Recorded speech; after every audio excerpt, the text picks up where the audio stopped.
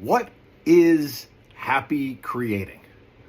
As I approach the 50s of these episodes and the fun I've had sharing the stories and the experiences with everybody, I'm going to wax poetic here a little bit in episode 51. What is happy creating? I've been reading a book recently called The Awakened Family. Super cool, and there's a whole lot of things about family and about relationships, and this specific chapter is about happiness.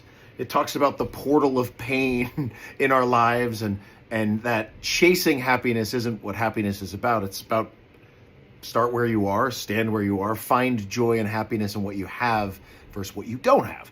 And I was just mad inspired this morning, so I'm going to read a little bit from this book because I just think it really hits what I believe happiness can be, and it's a way to find happiness in ways that is real, not toxic positivity where everything's great because it's not, but also just understanding that when we look at all the things we don't have, we'll find that probably comes from a place of just expecting things to go right all the time. And when they don't, we get shook. But if we almost plan for things to go wrong, then we find a joy in that. So I'll just read a little bit of this. We've been bewitched by the idea that happiness is something to be sought after, like the pot of gold at the end of a rainbow. It's discovered as a reward for all of our trying and striving.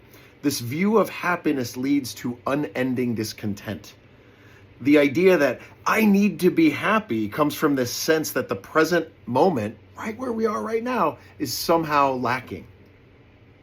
In other words, we see our life through a lens of scarcity, noticing all the things we don't have instead of the abundant way the universe has provided for us.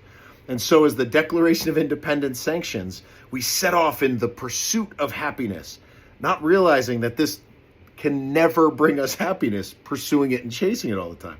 On the contrary, it's a breeding ground of discontent and disappointment. Kind of just the last bit of this here, only when we separate the internal from external do we realize that who we are internally can continue to adjust and in fact flourish despite our external situation. We can't always control that, of course.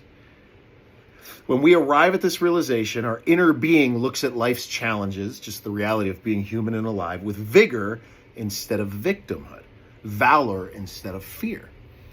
So as I, again, wax poetic and get inspired today, I just wanted to share my take on happy creating. It's important. It's wonderful. We get to create it ourselves. It's not always about what we see and what we're influenced by on the outside.